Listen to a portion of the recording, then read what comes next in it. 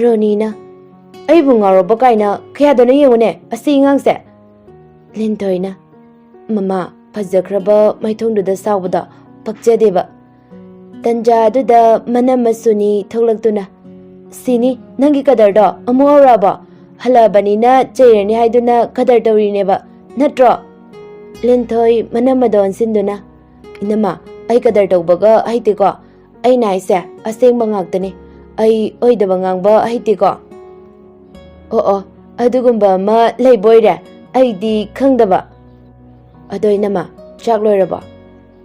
Lore. Kay matil thonge. Oh, kangsoy thonge. Lintoy du banglaw na sawalai. Ay ningjang hawtradi charaba natraba. Roni machana sarokba duda manoy na henjin na sarai. Kaya doon yung masige ngangse. Koiba yaba koiraga hawzikta le. Aduga hinjang hawiga hawtiga.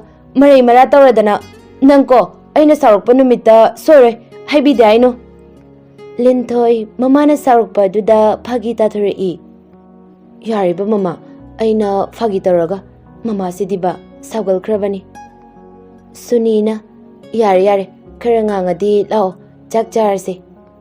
Adu ngasay na hayadra kapag mo haydraso.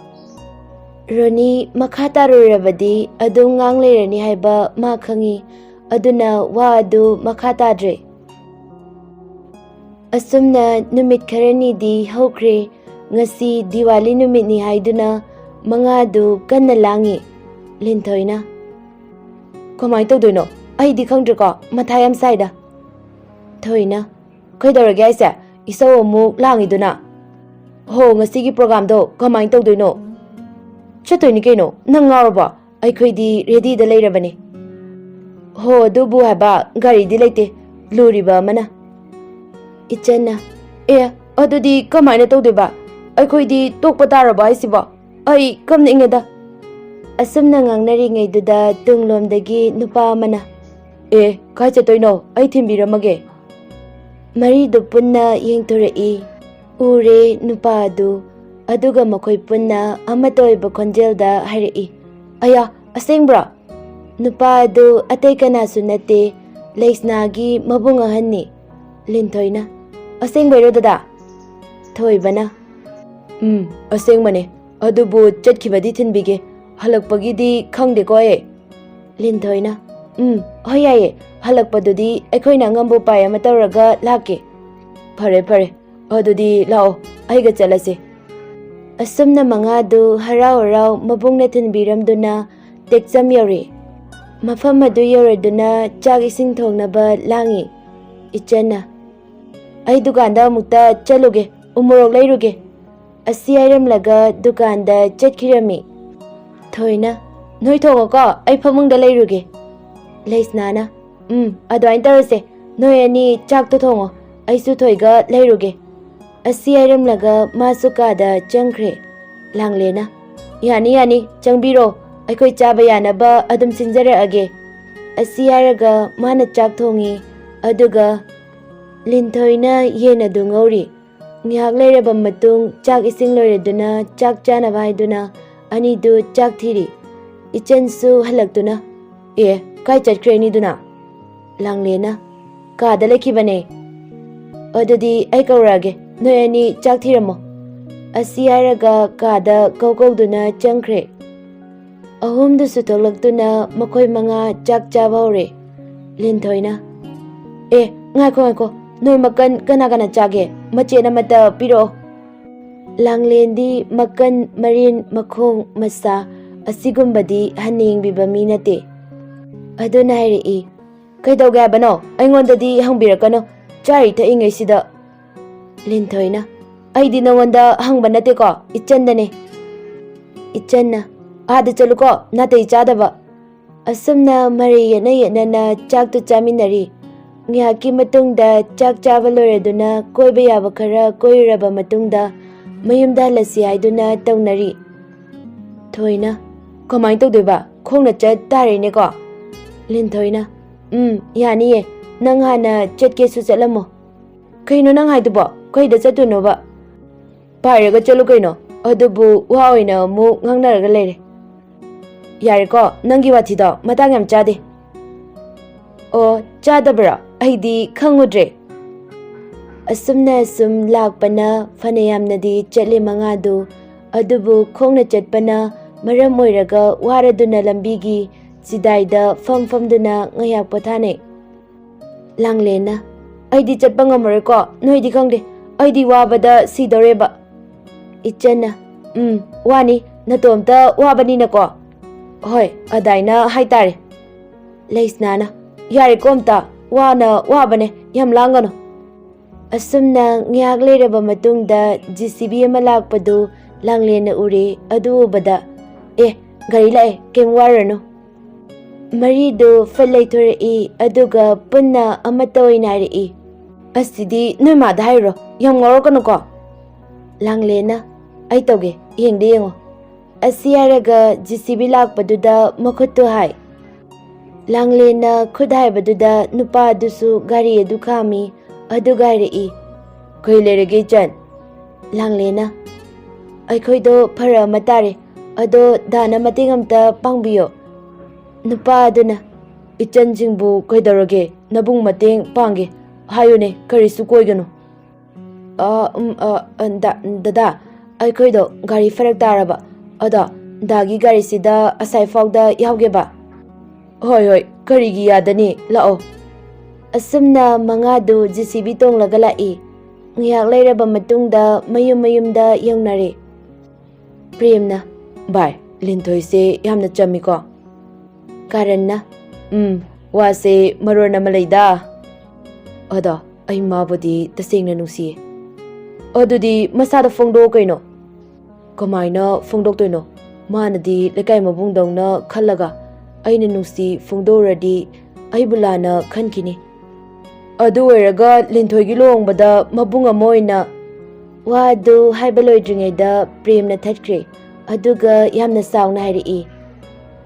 Taning deko fana mana ibu mabungoi na khalabasu ai dikhan bangamoi. Ai di mabu nungsi ai gi nungsi basa faginate. Haina balai nungsi bai sidi nungsi bani nungsi bada lekai hai balaite. Nungsiba haisidi nungsibani thamoida takraba nungsibabu karamna muthatkani hoi ngkpiyudi yai adubu wana thokani aduna hainaribani mipung khudingmakna nungsibada ngawi haina. Lenthoina, mama nachase nungsibra. Ronina, ngasina karamba kadarno. Nungside hoi. Chak lori charasila habibani yada tona. Yare ngangrasu charasila o. Tombina, icha tombi. How baba kay haige? Nangbu gyan karadi taro kay doge. Ipagi bema namana haiba ilu kay doge. Lenthoy mapagi wahi dutabada mamada khani yengi aduga mapadai. Hoy baba. Ronina, Karangangu ko kayam na helabani. Yari mama, nang nanoy heroda oy da bangangi da kay gino. Ay ma, yengune masigi ngangse machinche khumine. Lenthoy fetlauraga hairi. Noy na tena naw michango yoro ay chale. Asiyaraga fugogotuna chatkre. James to phone da. Hello, bye. Lenthoy na.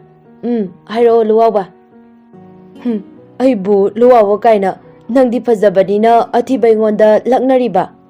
Adune khangzilo nang chichena khara tawrakani. Tawi neire luwawa amta payu ko kola malayeba. Hoi yani madam. Hoi asiyaraga kola du paikhatli aduga conference thai. Lenthoy yamna sauna mina wangangbagi matam pide hekta lakthari. Kanagari sanaina adusu magi James haibada oiramnine. Lenthoina aduna kai haiba. Lenthoina hariba du tabiba nate. James da how tai bai. Lenthoina nang lenthoiga kaina kalani.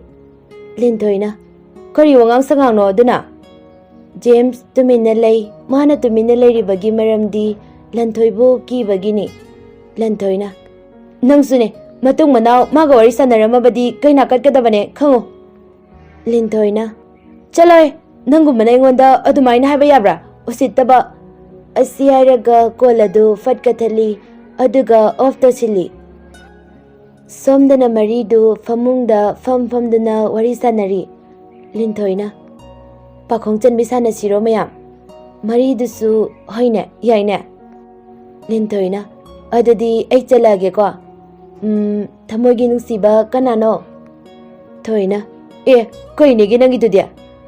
Ichena ibema nangama ko yamna hainingde ko adubu pakhongla natraga wahangla. Leisnana adudi no heroda fongalo. Lintoina fongba ngamdrabo. Langlena is ai habigese aduk laibadubu adubura Leikygi Sono. Ahumdu yamna ngakna Langlenda yengi. Lintoina chume sono ne sono. Thoina ranbi aduna karam kandai khangneba. Lintoina khangnadeda aina ngauzabe wanida. Ichana nangdi huralaga lumi boyra. Lumine khangaba aisu khangaude mabu nungsikiba fagi dagi mabu nungsiyure. Ichana yare rambi yumda chalaslao. Somdana Langlengi mapa biren isau langi. Ngasidi khangni yumda handalakisano khangniba he. Langlen yamna monda nungaina isai ngangangduna changai. Birena hai nangai chalwe. Langlena kaisu chatiye ai bukaida chatorige. Kare chalisi maktada chate kaina masi machinthi se yengone nang numitare haba khangdra ha. Khange nangama yamna faroidori yare imungda chango. Asumna numitu suaukre mathange yukni thoi amadi Langlen school chanaba lambi dalaglami. Langlena aidi school ga chatpatalle.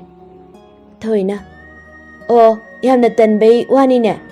Hoi adai haitare. Masaksiga school chatpatalagana labuk toina chache tharoi khunba thaningde ko yamna. Sono chubra khangdeme. School chalaga class yaubado ayam talleba aduna koiba inchase. Thoisu yamna rauna. Hoine yaine aduna farani. Ada kamaina school uniform siga kamaina. Aduibu kem khalunuse Lina hoida changaga dress hongoga loire. Kyam nubo wano duba. Hoine yaine dudia. Asumna nidu school chataba makai Lina hoida changduna dress hongdo aduga koiba yaba langi. School soti tharamani haikanda mayumda muhalai.